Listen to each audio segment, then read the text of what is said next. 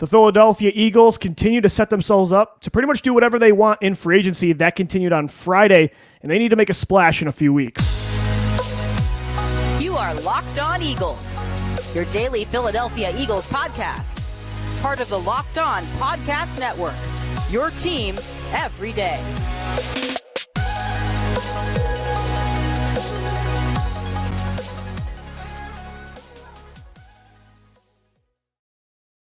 Welcome in, Eagles fans. I'm Louis DiBiase, co-host of the Locked On Eagles podcast. You can also find my Eagles work over at Bleacher Report. Same with Gino Camilleri, our scouting director and my co-host. On today's edition of the Locked On Eagles podcast, we look into what could be next after the Philadelphia Eagles released safety Kevin Byard on Friday, how general manager Howie Roseman can potentially stay ahead of the curve in the NFL, and take a look at some of the combine standouts from Friday's workouts in Indianapolis. We thank you so much for making Locked On Eagles your first listen each and every day. Today's episode is brought to you by FanDuel. Make every moment more. Right now, new customers get $150 back in bonus bets with any winning $5 bet. That's $150 back. If your bet wins, visit FanDuel.com/LockedOn today to get started. And yeah, not a huge surprise that Kevin Byard was released today. The Eagles made it official on their social media accounts. It frees up $13 million. I think it's an easy move. It pushes you over, I think, $45 million in cap space right now. So a no-brainer, right? I mean, Byard was worth a shot at the deadline. You thought he might be the missing piece. He was a good player in Tennessee, but I don't even think it would have been worth a restructure. I just think freeing up that much money to upgrade at safety, it's a no-brainer. So I just hopped back on Over the Cap earlier today after the release. Yeah. He still was on the roster. It looks like they just updated it, and the Eagles currently have $41.48 million. See, nobody knew the exact number. I saw four different reports after the move, and it's like, this guy's says they have 42. One person that they had 47. It's like, nobody knows the number. I'm going to actually tweet this out. The exact number is $41,488,729. And for Howie Roseman, that's a lot of money. Like he can go into the grocery store and get everything he wants, because with $40 million, Lou, not only can you give the guys guaranteed money up front, but you could take the rest of that and backload it. I mean, that's when the contracts are coming off the books. You're going to get the big Lane Johnson contract coming off the books in a couple of years. And you see these guys who are going to have to re-sign. It's a shorter market now where these deals aren't 6-7 years. It's 3 years where it's turning over quickly. Well, Howie Roseman, there you go. You got $40 million in some change already with one move. Things are on their way, kicking off with Kevin Byard, which seemed like, we did the show the other day, a move that seemed obvious. It was the most obvious move to be done. I agree. Sure. And again, like the Eagles need safety depth, right? I mean, Sidney Brown next year is a huge part of the plans, but he tore his ACL at the end of the year. He's probably not going to be ready to start the year. Outside of him, it's Reid Blankenship under contract, and just like last offseason, the one before, not a lot of starting experience on this team. So maybe you could have said, let's restructure Kevin Byard. He'll be a solid third or fourth safety on this team. We can still go out in free agency in the draft and bring somebody in. But, I don't even think it would have been worth that. I think $13 million is a lot to free up. It's a loaded free agent class at this position. And I'd rather draft somebody for depth on day 2 or day 3, or maybe even the first round, than keep Byard around. I don't want the slow aging players anymore in this defensive backfield. It's time to upgrade and stop taking that strategy. That's the one point I want to harp on the most, is what you said about aging. And one of the things we're going to talk about is staying ahead of the curve. Well, how do you stay ahead of the curve? It's to not be in the situation you got yourself into post 2017. And even that 2017 team, we always go back to it. If you look at it on paper, it was older. And look at the team last year, Lou. You were the second oldest team in football. You have to get younger. It would make sense if Kevin Byard came here. He had 4 interceptions. Right. He led the team in tackles down the stretch. He was made not that. Chauncey Gardner-Johnson like plays in the playoffs, which you were not expecting to get that type of output. But for what Howie Roseman gave up, he was expecting to get, I think, decent level to he gave up 2 good draft safety picks play. And a player in Terrell Edmonds who was playing a lot on defense. Not that he was a great player, but you didn't get a lot out of Byard, Gino. So I just don't think it was worth it. And that's just such a massive cap number to have on the books. It's not worth it. So to me, this was a great move. You've set yourself up now to have pretty much the flexibility, as you mentioned, to do whatever you want, both short-term and long-term in free agency. It's time to make a splash. I know Howie Roseman's not going to do the dream team type of thing where he goes out and pays all these huge free agents top tier money. But I will say, again, he nails it a lot of the times with that tier 2, tier 3 range. But with this money now, Kevin Byard gone, I really want to splash on the defensive side of the football, whether it's a corner, a safety, a linebacker, heck, even edge or defensive tackle. I really want, that one, give me that one tier 1 free agent, that Marcus Williams you tried to get a few years ago. And right now with the talk of the Hassan Reddick potential trade as well, right, you're talking about even more money potentially coming off of the books this year, Lou. And how do you replace those players? You go and sign the 27-year-old Hassan Reddick, which you did 3 years ago, and the same thing you did with Javon Hargrave. That's what you have to target. Yes. I always say it, and you're probably like, Gino, I've heard you say this 100 times by now. Howie Roseman likes to target the guys coming off of their first contract that either have not completely lived up to the hype, or he's trying to maybe underpay on those top level guys. Yes.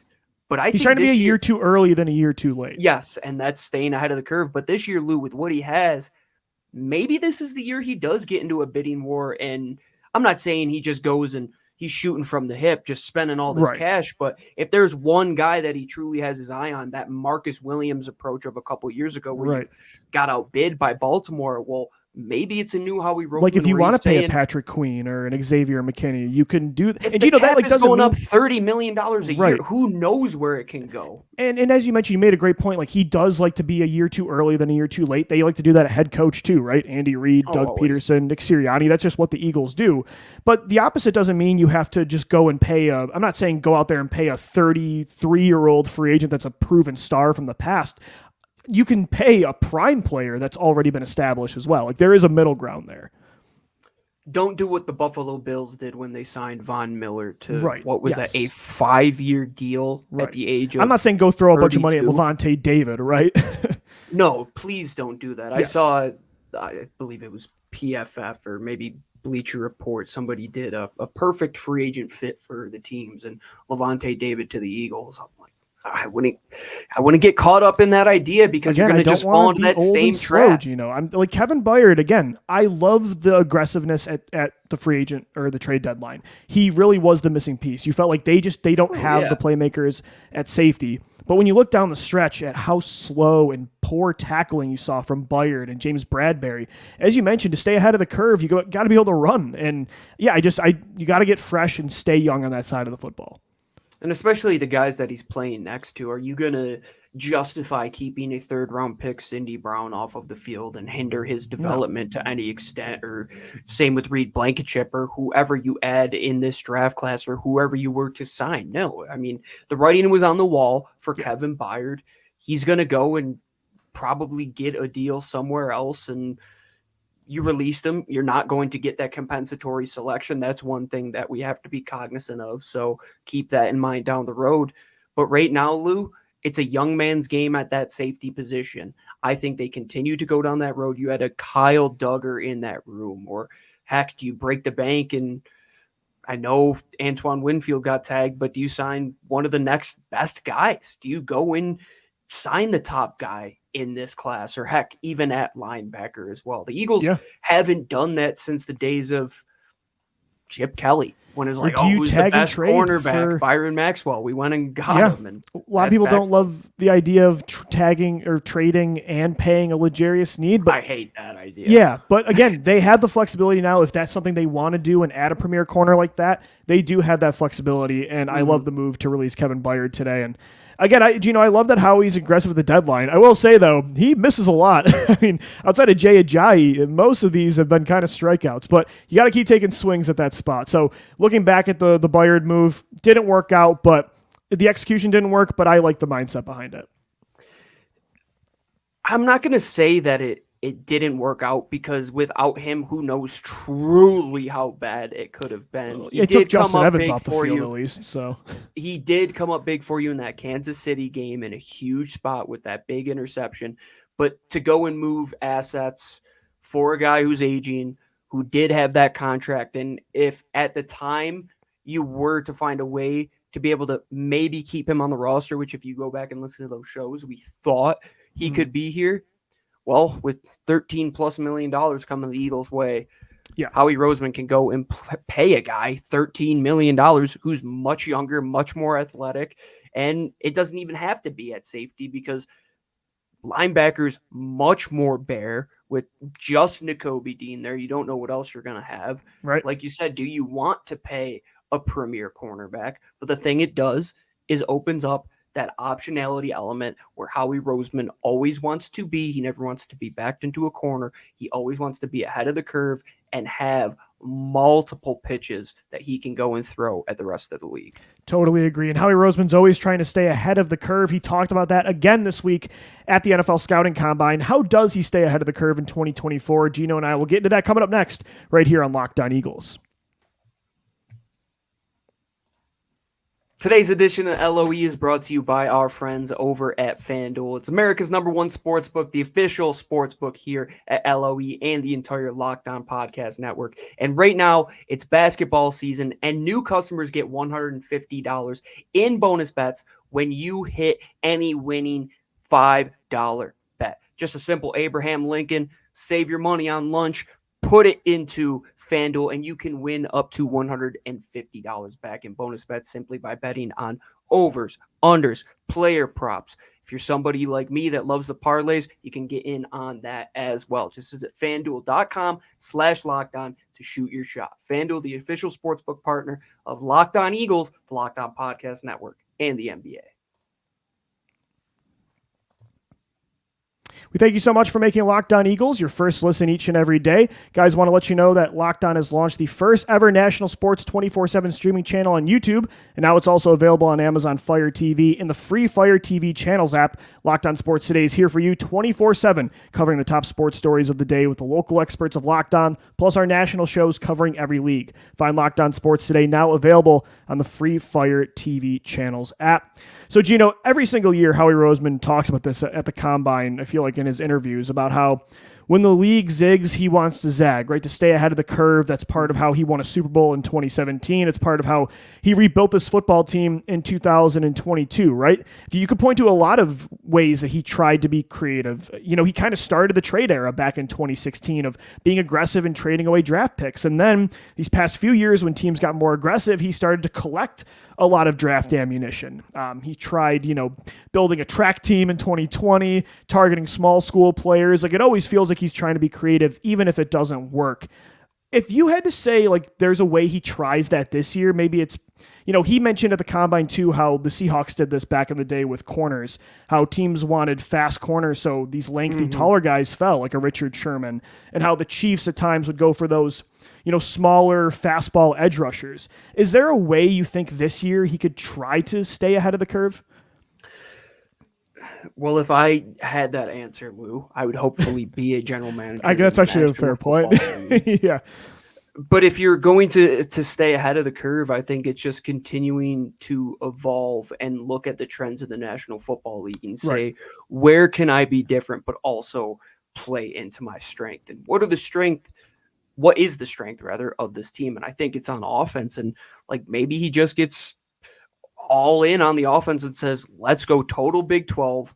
We're going to just completely disregard the defense, and we're just going to beat you. Pour all the money 100-0. I mean, if we're talking crazy, Lou, like, that would be a way to go and do it, right? Like, just take those picks, take 22, invest it on another wide receiver that you could throw in there, or a high-end tight end. Like, Brock Bowers falls a little bit. Let's toss him into the equation.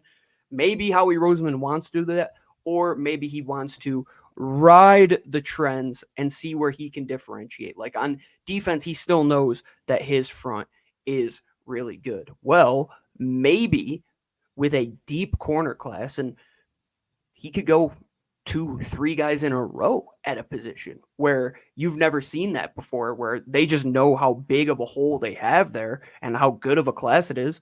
Maybe you do that. I don't know what the next thing is. I wish I did, and I wish I had a personnel job to maybe try and find. Those are all good ideas already, for sure. No, I get it. And, Gino, I think, too, when you look at it, even on the offensive side of the football, maybe you see how the rest of the league doesn't pay running back anymore. I'm not saying suddenly to invest a lot in running back, but maybe you say, removing position, a player like Josh Jacobs, we can get his next contract's evaluated at like $11 to $12 million a year or something like that. That's Michael Gallup money. Maybe you say it's an elite talent that we can take advantage of this market inefficiency because nobody's investing in these players anymore. And it's a hive mind for the league now. Like nobody is paying running backs. There are only 2 players at this position that are making somewhat respectable money for even like a second receiver at the NFL level. So maybe you say, we could take advantage of that and bring in these talents for, relatively cheap compared to other positions, not compared to running back. I wouldn't do that because, again, the difference between paying Jacobs $11 million versus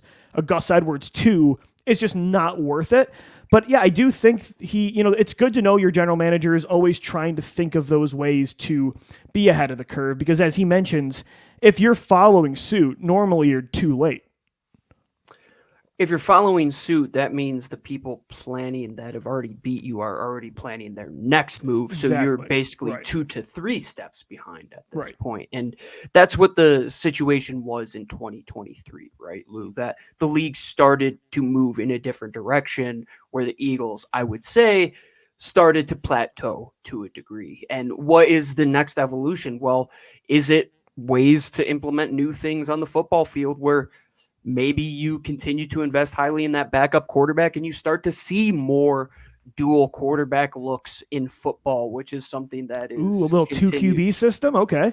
I thought we were going to see a little bit of RPO action with 2 quarterbacks. Marcus Mariota, man. I don't know. You have to just continue to try and break trends. Maybe it's just a full defensive back room rather than cornerbacks. I don't know what the next big thing is, but let's take a look back 10 years ago or 20 years ago at the combine. Look at linebackers, for example. Those guys were 300 pounds to some degree. The league has to change in a different direction at some point, and maybe Howie Roseman sees that everybody's getting so light in the middle of the field that he just continues to go so heavy. Running backs, we're going 240 plus. We're just going to continue to draft big guys at tight end. We're going to go 12. Maybe go giant slot receivers. Like we say, let's go take Johnny Wilson from Florida State at Troy 6'7", Franklin. and just destroy we're giant. We're going to go Chip Kelly, big people beat up little people while everybody's getting smaller. We're getting bigger, right? That's how the league ebbs and flows, and that's what it has to be. Look at the Kansas City Chiefs a couple years ago. Why they were so good was everybody else was kind of in that middle ground, evolving away from the kind of bigger defensive backs and the bigger linebackers. And they got ahead of the curve where they said, we're just going to throw the heck out of the ball where everybody else is trying to run the football. Well, look where we are now. It's going to evolve back the other way. Maybe Howie Roseman's the first guy to start that. And we're looking at these picks saying, what is this guy doing? And then in 2 to 3 years from now, we're saying, well, Howie Roseman, he was ahead of the curve. I will say, though, there is a middle ground. There's a balancing act you have to have with this talk because he can be a crazy person in a psych ward that makes you believe that they're the smartest person on earth and you're giving them your entire hedge fund. That's Howie Roseman. And I will say I want Howie to chill on that a little bit because I think how he's evolved sometimes as GM has been by starting to be simple. I think there were too many times over the years he was trying to be the smartest guy in the building, so he drafted Jalen Reagor over Justin Jefferson, right? Whereas once he just started taking Georgia players, there's a reason that teams have success when they draft a kid from Alabama or LSU or Georgia, and then you see Howie Roseman's been doing that, and he's having success with it, right? So, his success from the trenches on both sides of the ball. Sometimes there's a reason everybody does the same thing. It's because it's what works. So there is a middle ground with this and pretty much everything in football and roster building. So, like taking players from top schools, prioritizing the right positions. You don't want to do everything different. Like there are reasons that a lot of times teams do the same thing. Like you don't want to suddenly now say we're not going to pay quarterback like everybody else and become the Tennessee Titans. So again, there's a balancing act.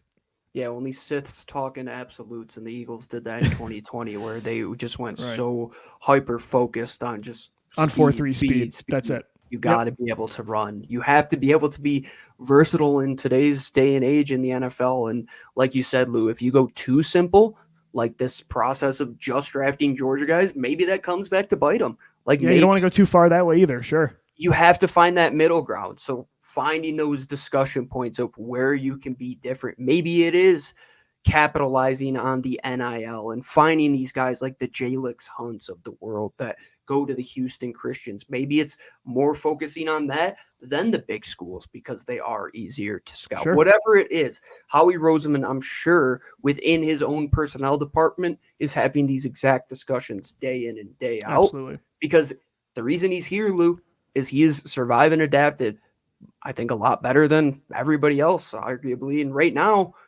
there's nobody even close in terms of tenure to him. He is far and away the guy when it comes to personnel.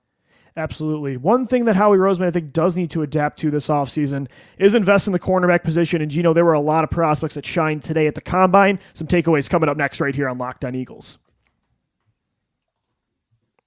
Today's episode of the Locked On Eagles podcast is brought to you by BetterHelp. A lot of us spend our lives wishing we had more time. The question is, time for what? If time was unlimited, how would you use it? The best way to squeeze that special thing into your schedule is to know what's important to you and to make it a priority. Therapy can help you find what that is, what matters to you, so you can do more of it. If you're thinking of starting therapy, make sure you give BetterHelp a try. It's entirely online. It's designed to be convenient, flexible, and suited to your schedule, whether you work the 8 to 5, the graveyard shift. BetterHelp is here for you. Just fill out a brief questionnaire and get matched with a licensed therapist. If it's not the right fit with that therapist, you can switch anytime for no additional charge. Learn to make time for what makes you happy with BetterHelp. Visit BetterHelp.com/lockedon today. You're going to get 10% off your first month of online therapy. Once again, that's BetterHelp.com/lockedon to get 10% off your first month of online therapy. We thank BetterHelp for sponsoring the Locked On Eagles podcast today.